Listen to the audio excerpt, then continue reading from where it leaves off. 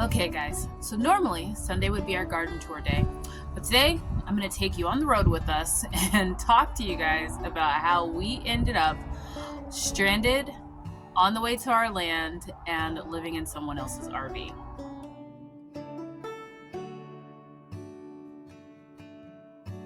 Hi everyone, welcome back to my channel. I'm Shamira Benson, one part of Team Benson, and yeah, I'm going to show you guys how everything that was supposed to go right kind of went wrong, and we still managed to have a little bit of fun and get what we needed to do. But in this video, we had purchased some rainwater catchment tanks, like the big giant ones, and I had found a really good deal on them. I was super excited about it, and we just rented a trailer to go on the back of our truck and threw everything on there, jumped in the car and went. And well, you know, it didn't go as planned.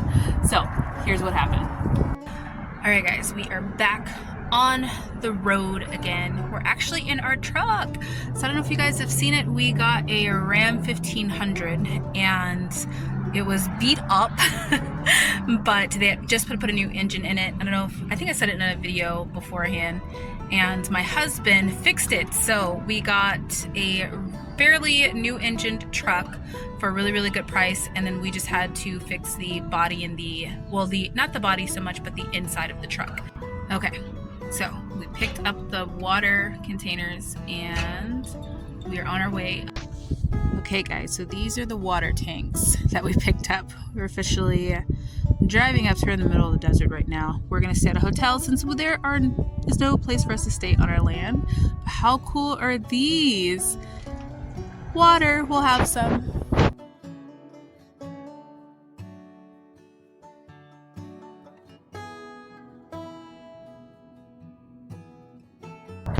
Well guys, we have our first Not Everything is Perfect, and we're gonna learn something about Homesteading Moment because our truck is on the side of the road and it needs some coolant. Now, we have fixed it up and done mostly everything to it, but apparently one of our hoses was not new and it just sprung a leak. So my husband is walking up because we see a service repair guy ahead of us, and luckily we both know a little bit about cars and we know what hose it is. We just got to make it to the next town in order to get the part for it, and then we can fix it. But yeah, sometimes you have those moments where just not everything is perfect, and that's okay. That's going to be part of learning and part of being able to be more self-sufficient and build your own things. So yeah, I thought I would just share this moment with you guys to show you that not everything with building a homestead is going to be perfect, and that is okay. Okay guys, so checking in, Mr. Benson has repaired it enough for us to get to where we see a emergency phone, which is good because our reception is in and out over here, and we live in a really small town. So once we get to where we're going, our neighbors can help us, but we're like 20 minutes away from where we need to be, which is the stinky part.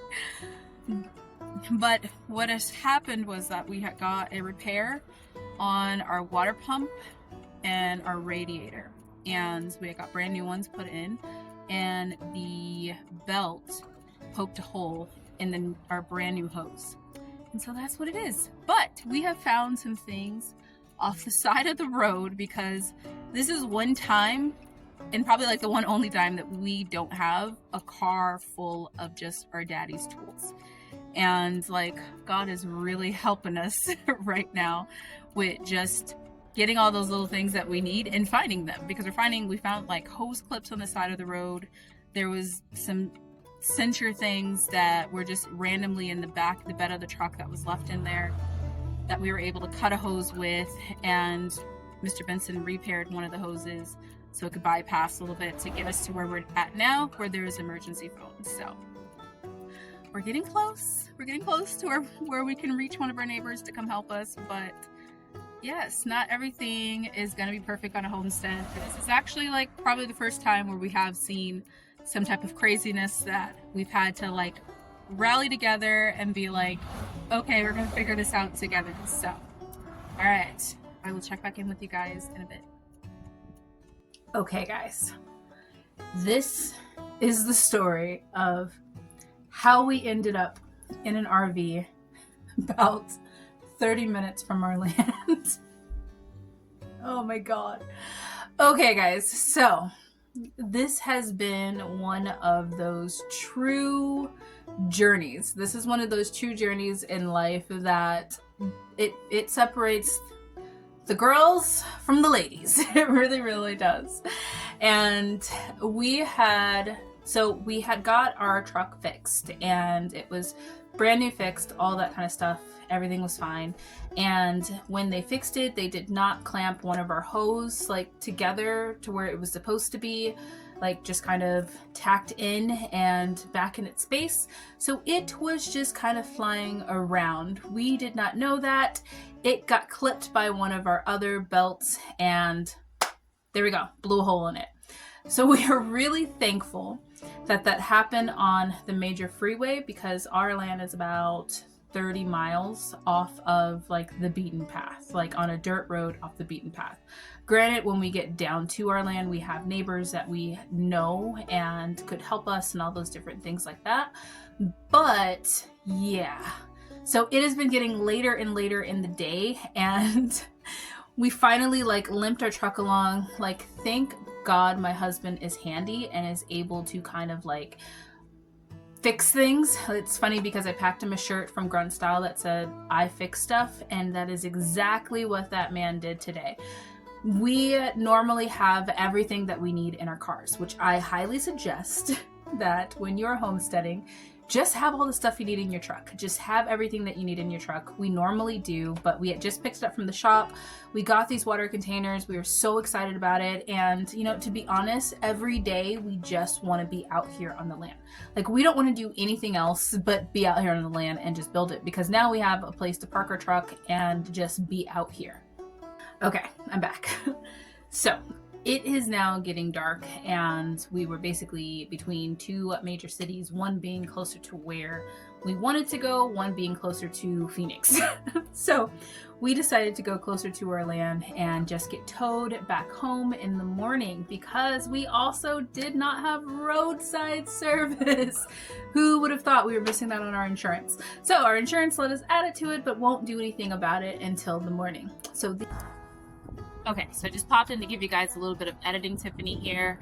So we thought, because our car insurance told us that we could add roadside service and use it the next day, and that was not the case. So this trip got even more crazy because we didn't have a way to get our truck all the way back to Arizona. So it ended up on our land and fine, but yeah, famous last words, it'll be okay. These are other things I would suggest that you have just when you are planning out building your homestead. You know, get just those little basic essentials. So although this has been not the trip that we wanted, like I told my husband, I feel like this is the trip that we needed, because we have been able to call the people in our town and just be like, help, please help. And we have a little motel that is in our town that only has like 5 rooms, and they were full. They were full. So that meant no place to stay at night, but they said, you know what, there's an RV park that usually people go to park their RVs, and we think that, or they do rent a couple of RVs. So they didn't even have this RV ready because it's Easter, and the family that owns the RV park was doing their own, like, you know, Easter Sunday stuff, and they still made time to help us and make sure that we were not stranded on the side of the road. They were like, we have an RV that you can just stay in for the night, like go there. And we came and we rented this RV, and I'm just very, very thankful that we have been able to find people that can help us in our time of need. And that is the best part about finding your community, and also about when you're trying to decide if you purchase the right place to set up your forever homestead in the middle of nowhere. These are, because guys, being in the middle of nowhere has you know, it has its advantages of being able to be more self-sufficient and all those things, but it has its disadvantages of what happens if something happens. And with us not having like our normal kits, I don't even have like my med kit that I normally have, like all of those different things. And it was like sheer, like kind of like fear, but to be surrounded by people that can help you and say, it's okay, you know, like, and people that we don't know that well, like we were calling our friends in the city, but I mean, they're still like hours away from us. Like Phoenix is hours away from where we're at. So it's like to be able to know that where we're going and where we're deciding that that's going to be our forever home, that's where we're going to raise our children at, that's where we're going to grow old at, that we have community behind us, that has been a big, big deal. So like I said, this was not the trip that we expected, but it was definitely the trip that we needed. So guys, I popped in for a little bit more to the story. Now, we found out that we weren't going to be able to tow our truck with our insurance, which meant our truck needed to go back to our land because it was a really expensive tow, and we did have some friends that were going to tow it later on. So we needed to go get a truck, and because we did have a little trailer that we had rented from Home Depot that needed to go back to Home Depot that day. Well, we went to the next town, which is going to be the biggest town over, and they said they had a truck for us. We hitched a ride with our tow truck driver's mom, who's also one of our neighbors, and we went all the way down there, and we were excited. We were going to get our truck. Everything was going to be fine, and we waited 2 hours in the town only for them to say that the truck that they had for us was not going to be brought back. So we asked, what else do you have? And the only thing they had that had the capability of putting a hitch on it was a Ford F550, which I didn't even know was a thing. So we ended up with this Ford F550 with a little tiny trailer on the back of it, everything empty. So yeah, now let's go to the land. Okay guys, so it took a tow truck for our truck, plus a rental truck, and our truck is going to stay out here because it's going to get towed back to Phoenix, but we got our water tanks, as you can see, out here. So this is the first start. So yes, this trip was insanely crazy. It was a lot to get us out here and just to get the things done, and it ended up being just when they put our hose on, they put it on wrong, and that is what hurt our little baby Higgs here. But you know what, sometimes when you're going through something, you don't see the beauty of it. And as I told my husband, this is making us strong, and we have met so many of our neighbors and the people around us. Our community really came together to help make sure we had a place to stay, had food, get our truck out here, get these water containers out here, getting them on and off and lifted on trucks and all of that different thing. So yeah, we're just really appreciative.